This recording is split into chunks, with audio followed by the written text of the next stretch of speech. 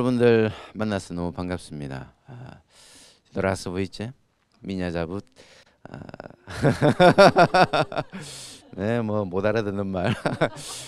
어, 저는 러시아에서 이제 8년 살았고요. 그 전에 중국에서 12년 살았습니다. 벌써 21년이라는 세월을 하나님이 선교사로 부르시고 인도해 주셔서 지금까지 살게 하시고 함께 해 주셔서 얼마나 저한테는 감사하고 영광스러운지 모르겠습니다. 앞으로 또 20년을 또 선교사로 살게 하실 것에 대해서 너무 기대가 되고 좀 너무 기쁩니다. 저는 지금까지 너무 21년이라는 선교 삶이 너무 행복했습니다. 그리고 앞으로 20년은 저는 더 행복할 것이라고 기대를 하고 있습니다. 여러분은 뭐 믿든지 말든지 행복하십니까? 네, 행복하십시오. 이렇게 좋은 교회에서 이렇게 예배할 수 있다는 그 기쁨, 이렇게 좋은 사람들을 만날 수 있다는 기쁨. 제가 여러 교회를 많이 다녔지만 가장 평균 연령이 낮은 교회인 것 같습니다. 예, 저보다 나이가 많은 사람이 아무도 없는 것 같아요. 예, 너무 좋습니다. 우리 피 끓는 청춘, 우리 믿음의 패기와 활력으로 우리 주님 앞에서 기쁘게 또 행복하게 살아가기를 축복합니다. 오늘 이 말씀을 나누고 싶은 것은 에스더서 말씀인데요. 에스더서를 다 읽어보셨잖아요. 에스더서에 보면은 하나님이라는 단어가 몇 번 나오는지 아세요? 몇 번요? 한 번. 네. 또. 혹시 어디서 찾으셨는지 혹시 나중에 발견하시면 꼭 알려주시기 바랍니다. 에스더서에는 하나님이라는 단어가 단 한 번도 나오지 않습니다. 하나님이나 예배나 기도나 이런 종교적인 단어가 한마디도 나오지 않습니다. 신기하지 않습니까? 성경 66권 가운데 하나님이라는 단어가 한 번도 나오지 않다니. 그래서 어떤 신학자는 그 신학자의 하여튼 이 신학자로 해서 다 믿으면 안 돼요. 어떤 신학자는 이 하나님이라는 단어도 나오지 않는데 이 성경을 빼버리자라고 하는 신학자도 있어요. 그러니까 우리는 잘 분별을 해야 됩니다.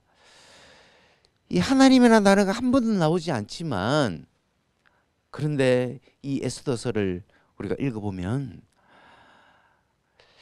하나님이라는 단어가 한 번도 나오지 않는데도 불구하고 어떻게 하나님이 이렇게 멋지게 역사하실 수가 있는가? 하나님이 역사하지 않고서는 이러한 일은 절대로 일어날 수 없는 너무나 기가 막힌 반전의 반전을 거듭하는 소설을 써도 이렇게 멋진 소설을 쓸 수가 없을 것 같은 그런 이야기의 스토리가 있는 그런 것입니다. 그 에스더서에 나오는 주인공이 에스더죠. 그럼 에스더의 사촌 오빠의 이름을 혹시 아세요? 모시입니다. 모시. 모르드게라는 사람인데요. 이 이스라엘이라는 나라가 하나님 앞에 불순종함으로 하나님이 징계를 하셔서 바벨론의 포로로 끌려가게 됩니다. 거기서 바벨론의 포로 생활을 하는데 이 포로로 끌려가 있던 사람들 중에 나중에 많이 돌아오게 돼요. 하나님 특별한 역사로 돌아오게 되는데 그 중에 남아있던 몇몇 유대인들이 있었습니다. 그 유대인들 중에서 이 모르드게라는 이 사람은 정말 신실한 하나님의 사람이었어요. 이 모르드게가 이 자기의 원수와 같은 아각이라는 그 민족이 있었는데 그 아각이라는 민족 중에 한 사람이 이 자기를 못 살게 구는 거예요. 그 앞에서 하나님 앞에 어떻게 하면 좋겠습니까? 라고 하나님의 신실하심과 하나님의 도우심을 기대하고 있던 터였습니다. 그때에 이 아각 사람 하만이라는 사람이 이 유대인들을 이 모르드게가 너무 미웠는데 모르드게만 죽이는 게 아니라 모르드게의 민족인 유대 민족을 다 죽이고 싶은 거예요. 그래서 죽이기로 결정을 하게 됩니다. 왕의 허락을 받게 돼요.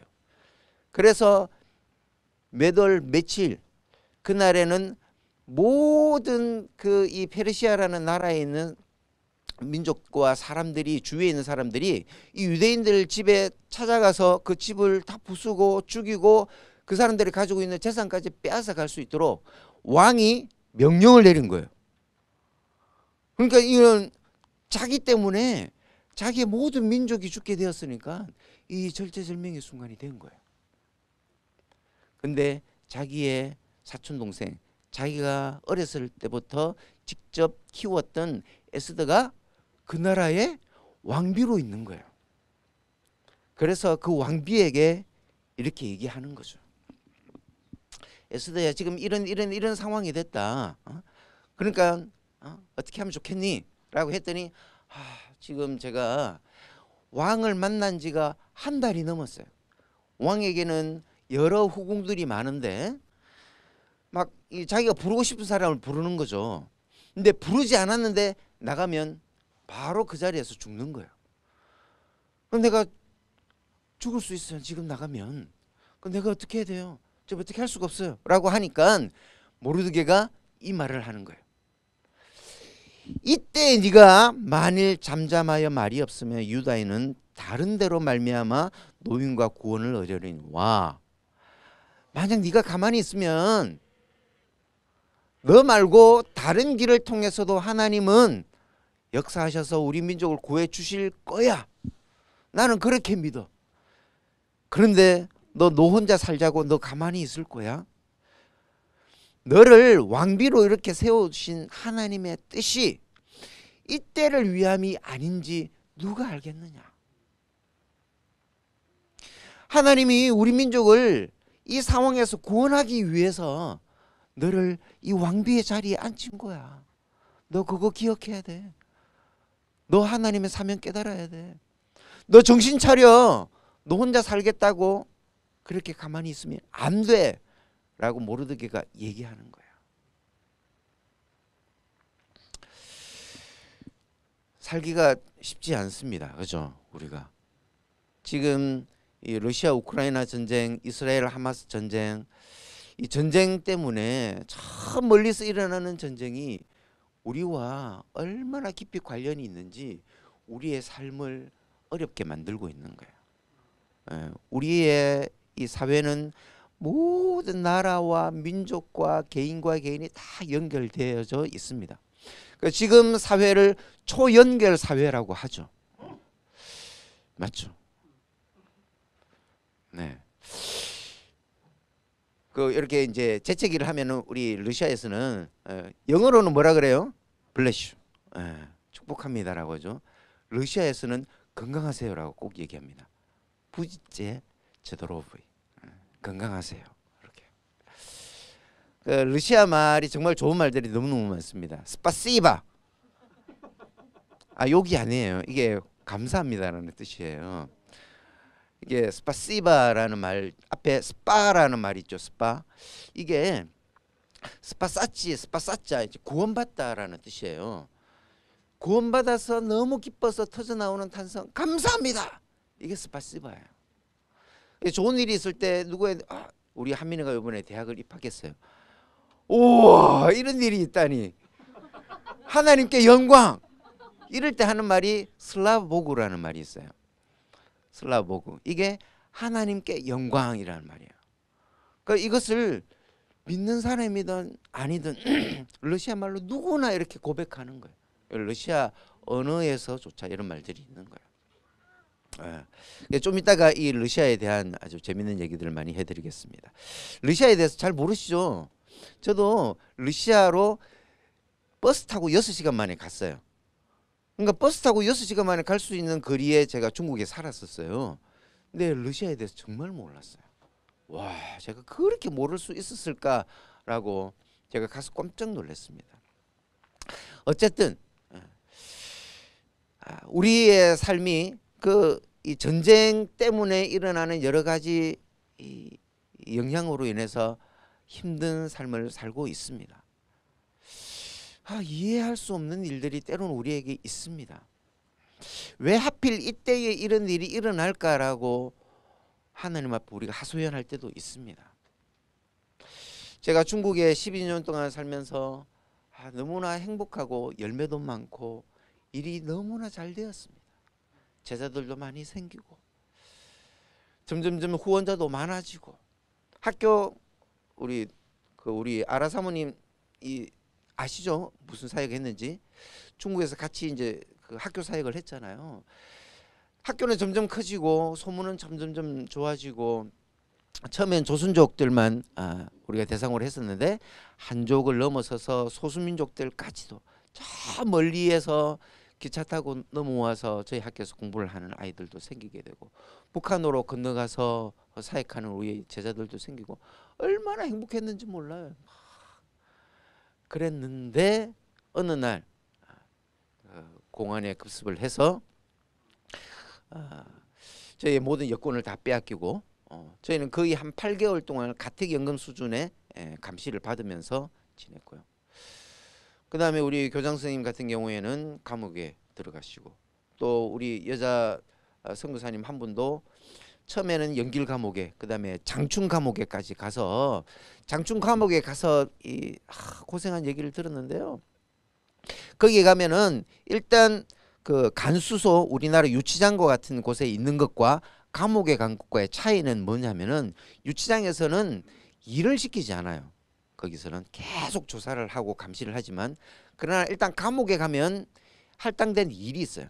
근데 그 일의 강도가 얼마만큼이냐면은 거기에서 제일 일을 잘하는 사람의 분량을 매일매일 해내야 되는 거예요. 그 이분이 여자분에다가 좀 나이가 든 싱글이신데 이 손마디가 별로 안 좋아요. 근데 하루 종일 그 일을 시달리다 보니까 몸이 너무 안 좋아하신 거예요. 고생 하시다가 나오셨어요. 그러니까 정말 잘 될 때에 왜 그때에 그리고 저희는 추방을 당해서 나중에 나오게 되었습니다. 저희가 있던 곳은 너무너무 춥습니다. 추워가지고 좀 따뜻한 데로 갈 수 있을까라는 그런 살짝 기대감이 있었죠. 특히 이제 아내가 추위 때문에 너무너무 힘들었습니다.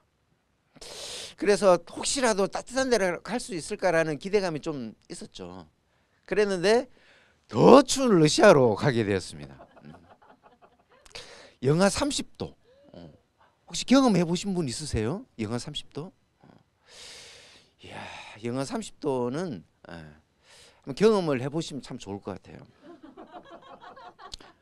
이런 추위도 있구나. 그러니까 바다가 어는 거예요, 실제로.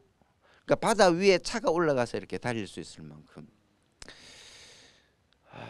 그러니까 더 추운 곳에 갔으니까 마음에 불평이 있을 수 있죠, 그죠? 원망도 될 수도 있죠. 왜 하나님은 조금 더 추운 곳이 아니라 좀 따뜻한 곳으로 인도해 주시고, 그리고 제가 처음에 러시아로 딱 갔는데 다 눈도 파랗죠, 머리도 노랗죠, 하얀 사람들이 길거리에 키도 크고 뭐 이런 사람들이 있는데 저 혼자 그때는 머리가 좀 검었는데 머리도 검지요, 이제 눈도 검지요.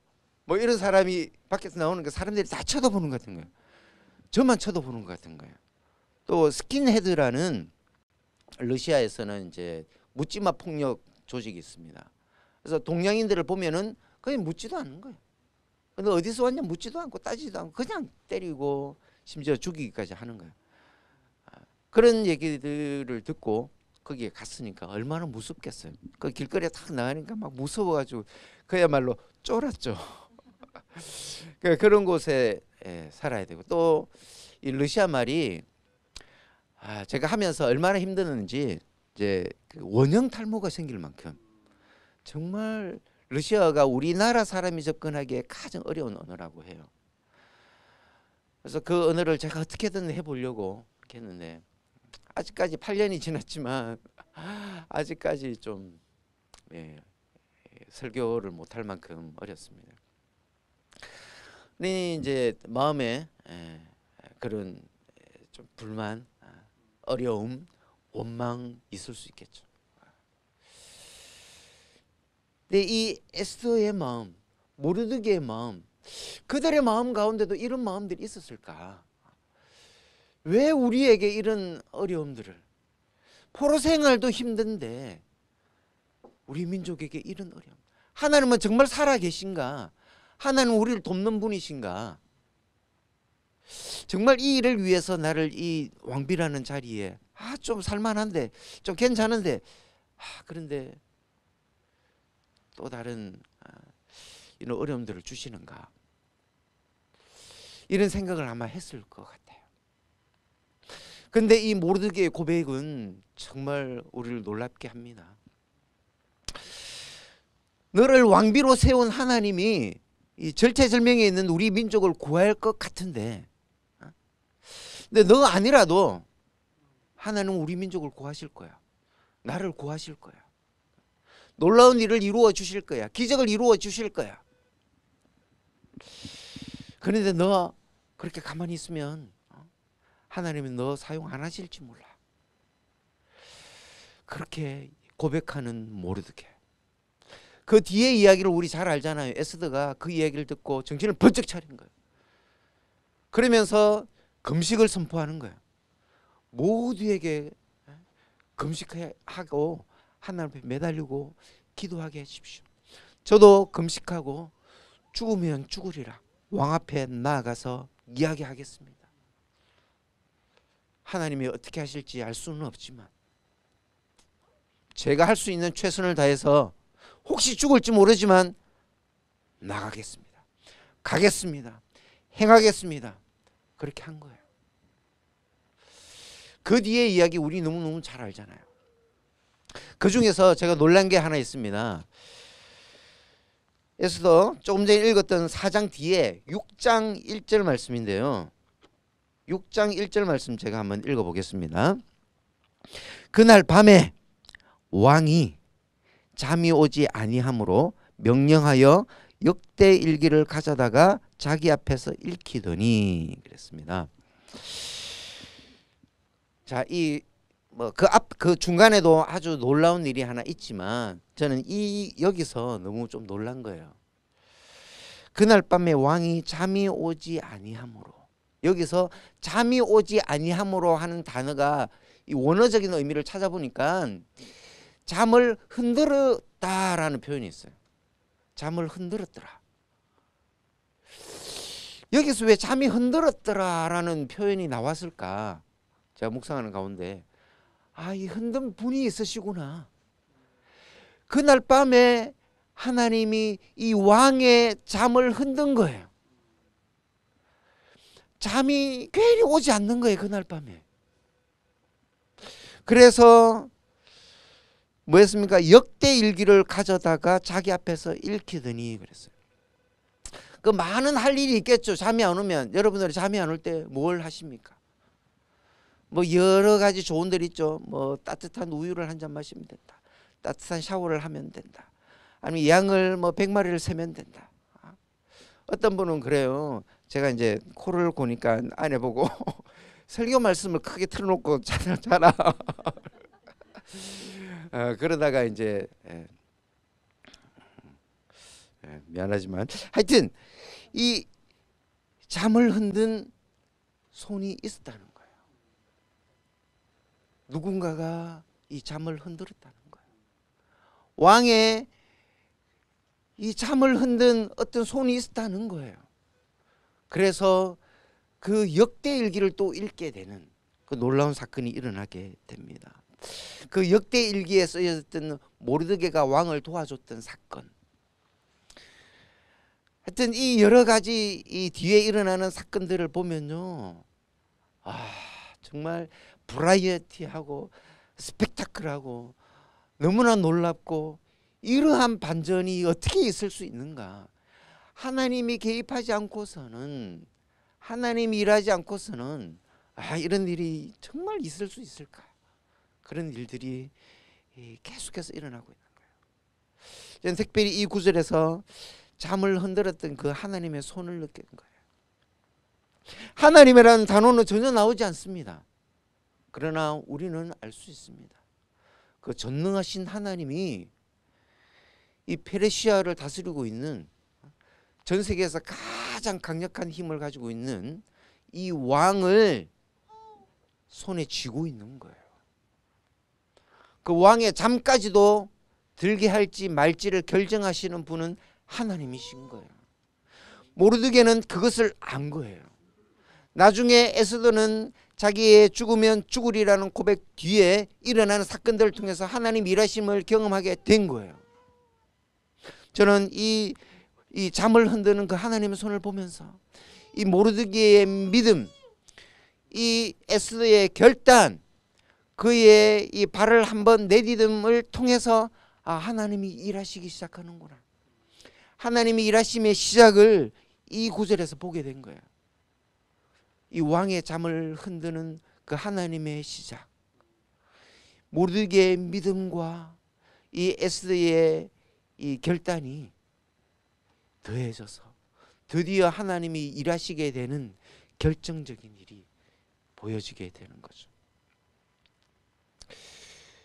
우리의 여러 가지 이해할 수 없는 여러 상황과 여건 가운데서 내가 어찌해야 될지 잘 모르지만, 그러나 이 자리에서 내가 해야 될 하나님의 일이 무엇입니까? 기도하면서 주님이 보여주시고 들려주시는 것들 앞에 순종할 때에 하나님은 일하시기 시작하는 거죠. 오늘 찬양 곡을 뽑으실 때 혹시 제 설교를 어디서 들으시고 뽑으신 건가요? 오늘 찬양 곡 하나하나가 오늘 이 제가 전하고 싶은 이 메시지가 너무나 연결되는 거예요. 그 하나님은 너무너무 신실하신 분이세요. 제가 설교할 것과 이 찬양할 것을 이렇게 연결시켜 주시고, 성령님이 우리 모두의 성령님이시다. 성령은 한 분이시다. 우리를 연결시켜 주신다는 것을 이렇게 보여주시는 거예요. 이 에스더의 삶은 정말 하나님이 특별하게 간섭하시고 우리 가운데 보여주시는, 하나님의 살아계심과 전능하심과 그리고 온 천지를 다스리고 계신 온 우주의 하나님이신 것을 보여주고 계신 거예요. 이것을 기억하게 하기 위해서 부림절이라는 명절이 생긴 거예요. 이스라엘은 이날을 기억을 지금까지 하고 있습니다. 제가 러시아 우수리스크라는 곳에 살고 있습니다. 리스크가 우수한 곳, 우수리스크. 이제 금방 기억하겠죠. 우수리스크에서 1시간 떨어져 있는 아르쫌이라는 동네가 있습니다. 그 아르쫌이라는 동네에 가면은 어느 교회에 유대인들이 예수님을 믿고 모이는 예배 공동체가 있어요. 그 예배 공동체 목사님이 어느 날 저를 초대하는 거예요. 어떤 특별한 명절이라면서. 그래서 무슨 명절이냐고 물어봤더니 이 부림절인 거예요. 지금 벌써 몇 년이 지난 거예요. 이 엄청난 세월이 지났지만 그들에게 잊을 수 없는 그 사건, 이 절체절명의 모든 유대인들이 다 죽을 수밖에 없던 그 순간에 살려주셨던 그 하나님이 지금도 여전히 살아계셔서 우리의 삶에 역사하고 계신다는 것을 기억하는 거예요. 유대인들은 2000년 동안 나라를 전혀 세우지도 못하고 나라 없는 슬픔 가운데 전 세계를 방황하면서 다녔죠. 그런데 1948년에 기적과 같이 나라가 세워지게 됩니다. 그 나라가 세워지는 과정은 정말 기적이 아니고서는, 하나님이 개입하지 않고서는 절대로 이루어질 수 없는 사건처럼 그렇게 이루어지게 됩니다. 하나님이 이 에스더서를 통해서 우리에게 보여주시는 그 위대하심, 신실하심, 그 다음에 온 우주를 다스리고 계신 온 우주의 하나님이신 것, 광대하신 하나님이신 것을 우리가 다 기억하게 되기를 원하고요. 또 우리의 삶 가운데 그 하나님을 경험하게 되기를 원합니다. 저는 이 정말 스펙타클한 이 에스더의 삶뿐만 아니라 이 요셉의 삶 또한 그 하나님의 특별한 섭리 가운데 있었다는 것을 보게 됩니다. 이 요셉은 정말 밑바닥 노예로 전락해서 정말 힘든 삶을 살죠. 심지어는 감옥에까지 들어가게 되잖아요. 그러나 나중에 어떻게 감옥에 있던 사람이 총리에까지, 나중에 그 바로가 고백을 하잖아요. 이거 한번 같이 한번 읽어볼까요? 시작. 그런즉 나를 이르러 보낸 이는 당신들이 아니요 하나님이시라. 하나님이 나를 바로에게 아버지로 삼으시고 그 온 집의 주로 삼으시며 애굽 온 땅의 통치자로 삼으셨나이다. 아멘. 이 요셉의 고백이에요. 하나님이 나를 이리로 처음에 보낼 때는 어떻게 보냈어요? 노예로 질질질 끌려서 가게 된 거잖아요. 근데 그렇게 갔는데 그것도 자기의 사랑하는 형들이, 그렇게 사랑하는 형들이 요셉을 시기하고 미워해서 그를 노예로 팔아버린 거잖아요. 그러니까 형들에 대한 배반, 그 마음으로, 거기다가 노예로 가니까 또 육체적인 고통, 그 엄청난 힘듦 가운데 그 하나님 앞에 얼마나 큰 원망이 있었을까요? 하나님이 내게 보여주는 꿈은 무엇입니까? 모든 별들이, 심지어는 해와 달들이 내게 절하던 그 꿈은 무엇입니까? 지금 내가 이 노예로 끌려가고 이 비참한 삶의 시작은 무엇입니까? 라고 요셉은 고백했겠죠, 그 당시에.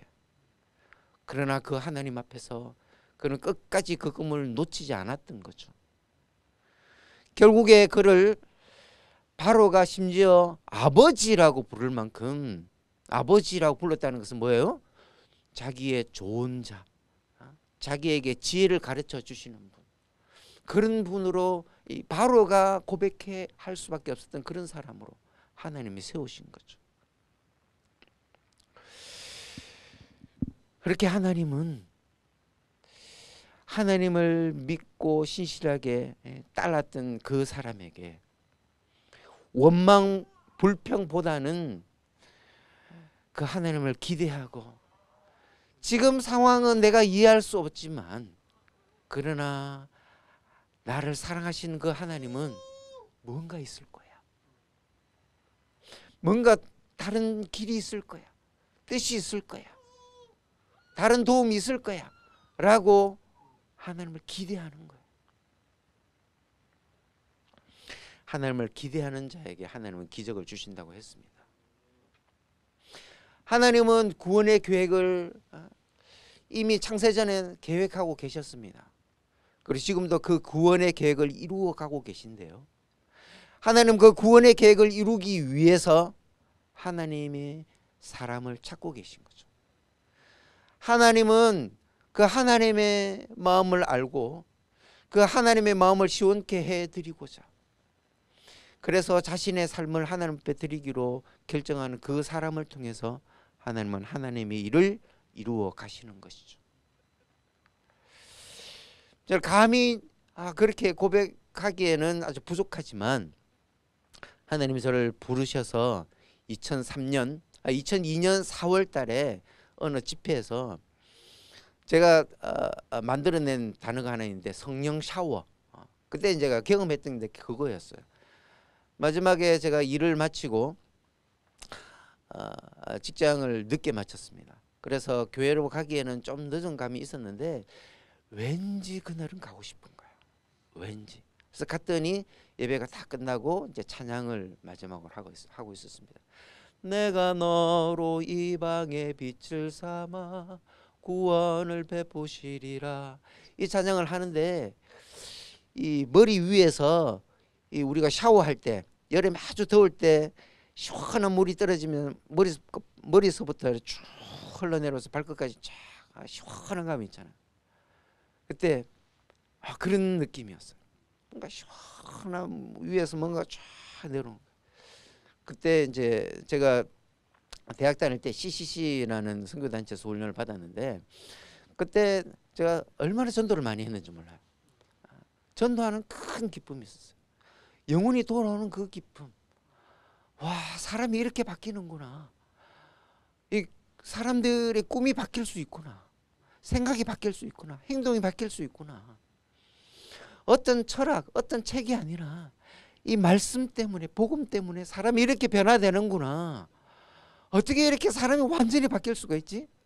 저도 이 복음 때문에, 말씀 때문에 완전히 이제 바뀌었던 삶을 경험을 했지만, 저는 이제 특별한, 이제 심지어는 저 사실은 유치장까지 갔다 왔습니다. 제가 이제 고등학교 때 이제 인생을 즐기다가 계속 즐기다가 이제 그 유치장까지 가가지고 유치장에서 제가 회심을 좀 하게 됐거든요. 그러니까 저도 이제 말씀 앞에서 변화되었죠. 그러니까 제가 전도하면 정말 말씀 앞에서 사람들이 변화되는 거예요. 그보다 더 큰 기쁨이 없는 거예요. 그보다 더 가치 있는 일이 없는 것으로 하나님이 그날 그 밤에 그것을 깨우쳐 주시는 거예요.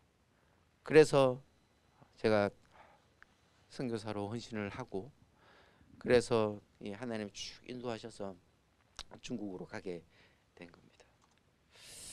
제가 중국으로 갔더니 하나님이 이런 이쁜 아내와 또 이렇게 이쁜 자녀들도 주시고, 또 학교에서 아주 멋지고 재미있고 행복한 시간들을 보내게 하셨어요.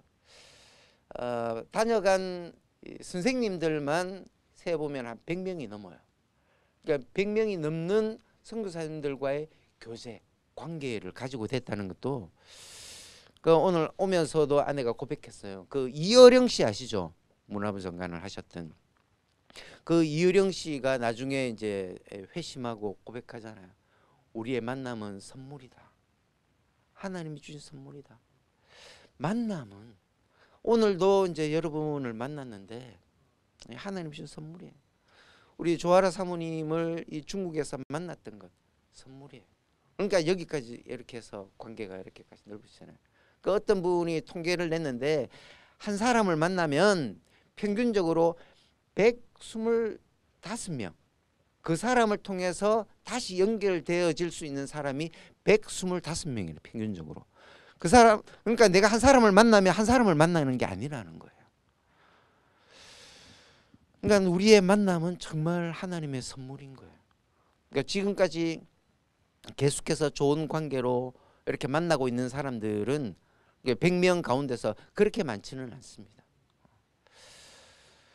그러니까 우리가 만남을 귀하게 여기고 선물처럼 생각하고 계속해서 우리가 좋은 관계로 발전시켜 나가고, 하나님 앞에서 그 관계를 통해서 어떤 복음의 역사를 이루어 가실지를 우리가 기대하며 최선을 다해야 되지 않을까 생각합니다. 그래서 이 중국에서 이 멋진 삶을 살다가 2015년에 추방을 당하고, 이렇게 더 추운 눈의 나라, 겨울의 나라 러시아로 가게 되었습니다. 정말 추워 보이지 않습니까? 거기에서 저는 이제 놀라운 만남들을 또 경험하게 됩니다. 거기가 러시아잖아요. 러시아는 유럽입니다. 그리고 동슬라브 민족이고, 그러니까 이제 백인들이죠. 그러니까 그곳에 갔는데 저는 고려인들을 만나게 되었습니다. 고려인들의 역사를 우리가 보면 정말 슬프고 힘든 역사를 살았어요. 나라가 빼앗겨서, 또는 이제 기아로 허덕이다가 이 두만강을 건너서 연해주에 살게 된, 두만강을 건너서 중국에 살게 된 분은 조선족 분들이고, 그분들보다 더 힘든 삶을 살았던 분들이 이 고려인들인데, 그래서 이 연해주에서 이 독립운동도 하게 되고, 그 땅에서 한 약 25만 명 정도가 이렇게 정착해서 살았다 그래요. 근데 1937년에 갑자기 또 예, 머리가 흰머리가 나기 시작하면서 숫자가 좀 힘들어집니다. 1937년에 스탈린에 의해서 강제 이주를 당하게 돼요. 그러니까 정말 많은 약 한 20만 명 가까이 되는 사람들이 끌려가게 됩니다. 가면서 죽고, 허허벌판에 기차에서 내려서 또 많은 사람들이 또 죽게 돼요. 또 열심히 또 살아낸 거, 우리 한민족에게 주신 또 DNA가 또 그거예요. 끈기, 근면, 끝까지 살아내서 거기서 또 모범 농장을 또 일구어내고 러시아 사람들이 존경하는 사람들이 돼버린 거예요. 그 고려인들이 그렇게 잘 살아냈는데, 또 거기에 탄탄탄 나라들이 소련이 무너지면서 또 독립을 하게 되잖아요. 우즈베키스탄, 카자흐스탄. 근데 거기에 민족주의가 일어나면서 또 고려인들이 역차별을 당하게 되는 거예요.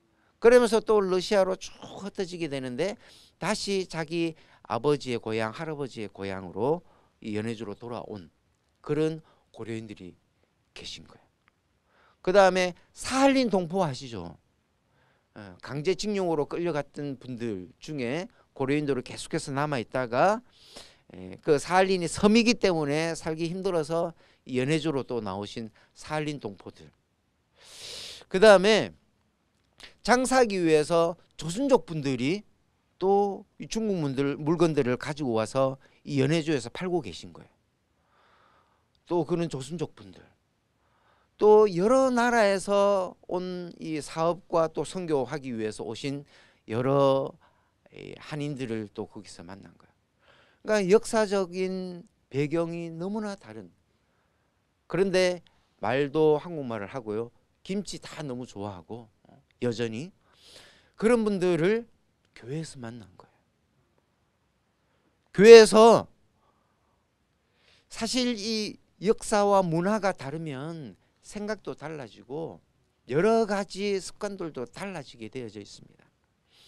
그래서 처음에 저희가 가서 세웠던 회사에 고려인분들을 같이 일을 했는데 일을 하면서 서로가 상처를 받는 거예요.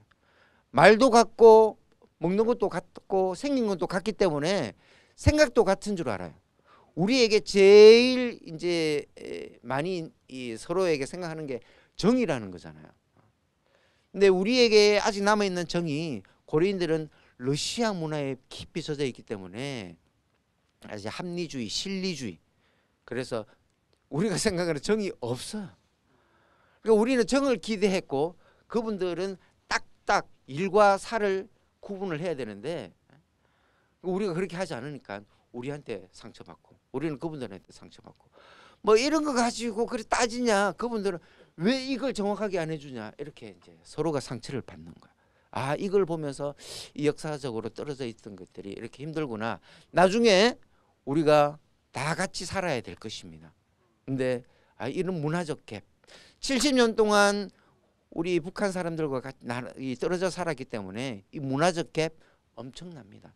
그래서 3만 5천 명의 탈북자들이 우리나라에 왔는데 남한으로 건너왔는데 적응을 못 하시는 거예요.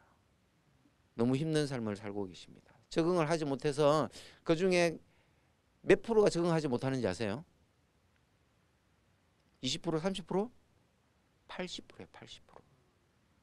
그만큼 적응하기 힘들어요. 나중에 통일이 되면 우리가 어떻게 살아야 될까요? 그런데요.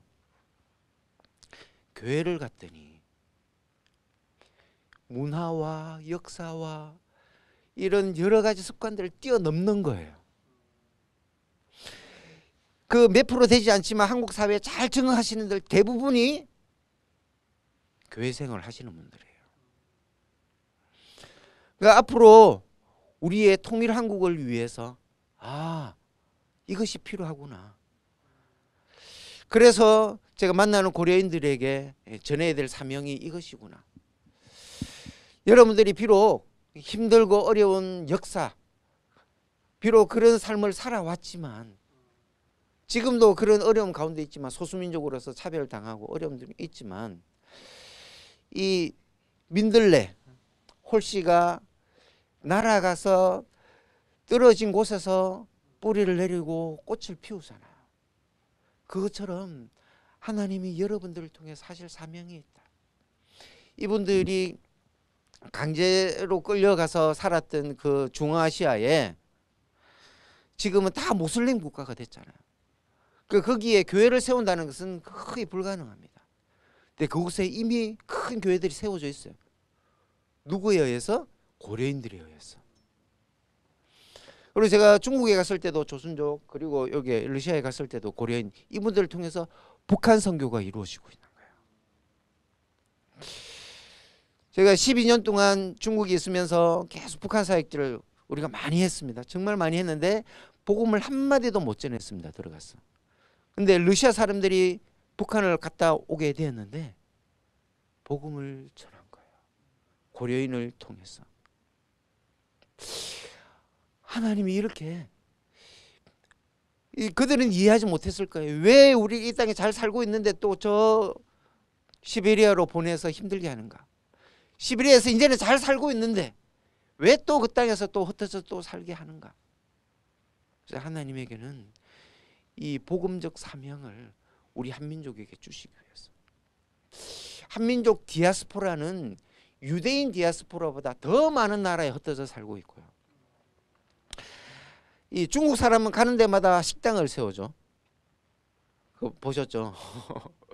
근데 우리나라 사람은 가는 데마다 교회를 세워요. 하나님이 특별히 한민족 디아스포라에게 주신 이 위대한 사명을 저는 이곳에 가서 깨달았고, 그래서 이 한민족 디아스포라들과 함께 이 하나님의 꿈을, 이 하나님이 주신 사명을 잘 이루어 갈 수 있도록 같이 꿈꾸고 있습니다. 이 교회가 그 꿈을 이루어 가고 있는 곳 중에 하나예요. 이분은 러시아 사람이에요. 러시아 사람, 슬라브족 러시아 사람이에요. 이분은 조선족 분이에요. 이분은 중국 사람이에요. 중국 사람. 그리고 이분은 고려인이에요. 그리고 이분은 미국에서 온 한인 선교사님이세요. 찬양 인도하시는 이분은 고려인 목사님이세요. 이 정말 이 다른 여러 민족이 한 교회에서, 이분은 지금 이제 러시아어로 찬양을 인도하고 있고 한국말로 찬양하고 있고 중국말로 찬양하시는 거예요.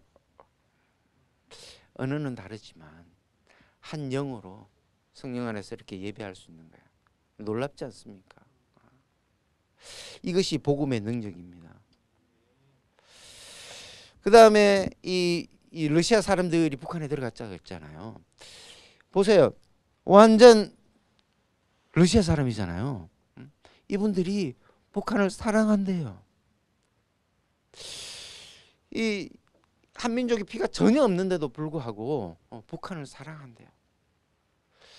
그래서 저는 이 러시아 역사를 공부하면서, 우리나라 역사를 공부하면서 이 러시아가 우리나라 남북 분단 70년에 책임을 져야 된다. 왜냐하면은 원래 전쟁을 일으켰던 나라가 두 동강이 나야 돼요. 대동아 전쟁을 일으켰던 나라가 어느 나라예요? 일본. 일본이 패망을 했기 때문에 일본의 나라가 두 동강이 나야 돼요. 그래서 다시는 전쟁을 일으키지 말라고 그렇게 하는 것이 이제 2차 대전, 1차 대전, 2차 대전이 일어났을 때 다 그렇게 됐잖아요. 독일도 절반 나눠졌죠. 어디죠?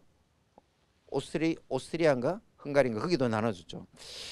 근데 일본이 나눠줘야 되는데 우리나라가 나눠졌어요. 왜 그랬을까요? 그때 소련이 막 밀고 내려오니까 미국이 급해져 가지고 38선을 딱 그어 가지고 더 이상 내려오지 마. 밑에 우리가 하고 위에는 너희가 해. 그러니까 소련이 내려오다가 그러자 해가지고 그냥 그렇게 멈춘 거예요. 안 그래 거기서 멈추지 않았으면 소련이 다 이렇게 우리나라를 먹을 것 같으니까. 그렇게 해서 38선이 그어졌죠. 그리고 소련이 키웠던 김일성을 데려다 앉혔죠. 그 김일성이 스탈린의 모든 무기와 승인 하에 6.25 전쟁을 일으켰잖아요. 그러니까 이 소련을 계승한 러시아가 우리 남북 분단의 책임을 지고 통일될 수 있도록 헌신을 해야 되는, 헌신을. 근데 제가 이 얘기를 러시아 사람이 이거 책임져야 돼, 헌신해야 돼 이렇게 얘기하면 어떻게 하겠어요? 제가 이상한 사람으로 모르겠죠. 제가 얘기를 못 하고 있었죠. 근데 어느 날 하나님이 우리 북한을 위해서 기도하는 기도 모임에 이 알렉세이라는 친구를 보내주신 거예요. 너 어떻게 왔냐 했더니 그렇게 고백하는 거예요. 이 북한에 소련이 끼친 영향, 지금도 안 좋은 영향을 끼치고 있는 것에 대해서 자기가 책임감을 느끼고 북한을 위해서 기도하고 있고, 그다음 기회만 되면 북한에 선교사로 가고 사는. 그래서 지금 제하고 가장 친한 러시아 친구인데요. 지금도 언제든지 북한이 이 코로나 때문에 국경을 봉쇄했다가 이제 서서히 열고 있는데 완전히 열리게 되면 자기가 들어가려고 지금 준비하고 있습니다. 이런 러시아 사람들을 통해서 또 하나님이 통일한국을 준비하고 계신 거예요. 그래서 이런 분들이 제가 이제 가서 일하는 것보다 이런 분들이 가서 일하는 게 훨씬 영향력이 있다는 것을 제가 보게 되었습니다. 북한의 국경을 이렇게 마주하고 있는 중국이 그동안에 이 통일을 위해서 많은 선교사님들이 이 국경에서 일을 많이 하셨어요. 근데 지금 다 쫓겨났어요. 다 쫓겨났어요. 그래서 여기 우스리스크로 블라디보스톡으로 얼마나 많은 분들이 오셨는지 몰라요. 가보니까 요 국경 조그마하죠. 이 조그마한 국경인데도 불구하고 러시아가 끼치는 영향이 엄청나요. 저는 북한을 한 번도 가보지 못했지만 북한을 갔다 온 많은 사람들이 이 우스리스크에 와서 거리를 다니면서 여기 주로 라진이라는 곳에 들어가는데 라진 시내랑 너무나 비슷한 거예요. 이 러시아에서 서류 때문에 너무 복잡해서 저희가 이번에 교회를 등록하고 있는데 교회를 등록하기 위해서 필요한 서류가 몇 가지냐 물어봤더니 100가지래. 100가지. 100가지 서류를 준비해야지 교회를 등록할 수 있는 거예요. 서류가 얼마나 복잡하고 많은지 몰라요. 그래서 서류 때문에 힘들어서 나 여기서 선교 안 해 하면서 도망가는 선교사님도 있다 그래요. 북한이 그렇대요. 북한이 어디 나가 서류 너무나 닮아 있대요. 그래서 시스템도 그렇죠. 트락토르 뭐죠? 트랙트. 북한에서는 트랙트를 트락토르라 그래요. 그러니까 러시아 말을 그대로 차용해서 쓰는 거죠. 그만큼 러시아의 영향력이 엄청난 거예요. 북한은. 중국에 대한 경제 의존도는 약 70% 80%라 그래요. 근데 문화적인 의존도라든지 이 정서적인 의존도는 러시아가 큰 거죠. 이 중국 사람에 대해서는 아주 반감이 많아요. 근데 러시아 사람에 대해서는 동경하는 마음이 있는 거예요. 존경하는 마음이 있는 거예요. 그러니까 러시아 사람이 가서 복음을 전하면 내가 존경하는 사람이 믿는 하나님 나도 믿고 싶은 거죠. 그래서 러시아 사람으로 하여금 러시아 교회로 하여금 북한 선교를 할 수 있도록 일깨우는 일들을 하나님이 또 사명을 주셨습니다. 그런데 러시아 사람들이 그 하나님의 뜻을 깨달아야 되는데 어떻게 하면 깨달을 수 있을까? 기도하며 돕는 가운데 하나님이 주신 안에 멋진 사역 가운데 하나가 이 큐티 사역이었습니다. 교회는 다니는데 성경책도 없는 거예요. 성경을 읽지를 않는 거예요. 그래서 그들로 하여금 이 그 생명의 삶이 러시아어로 번역되어져서 이게 배포가 되는데 뭐 다른 책이 없어요. 요거 하나밖에 없어요. 그래서 요거를 이제 연해주에 있는 사람들에 배포하면서 하나님이 10,000명이 큐티하면 연해주 변화된다. 연해주 변화되면 러시아 교회가 변합니다. 그러면은 우리가 성경을 통해서 깨닫는 게 뭐예요? 하나님의 뜻. 하나님의 뜻은 결국 선교거든요. 하나님의 세상을 이처럼 사랑하사 온 세상을 사랑하시는 하나님은 온 세상이 구원받기를 원하시는 거예요. 온 세상을 구원받게 하는 일이 뭐예요? 선교. 하나님의 마지막 꿈은 선교인 거죠. 그 하나님의 꿈을 하나님의 마음을 깨달은 러시아 사람들이 선교하도록 돕는 일이 바로 이 연해주 1만 큐티 운동입니다. 그 운동 본부를 지금 세우고 있는 중에 있습니다. 하나님의 동력자들을 기도하는 가운데 여기저기 또 세워주셔가지고 같이 사역을 하고 있고요. 이제 저희 교회에서 큐티 세미나를 했던 거고요. 그다음에 신학교에서 장로교 노회에서 그다음에 또 이 초청을 저 모스크바에 있는 강사를 또 초청해다가 이렇게 세미나를 했던 장면이고요.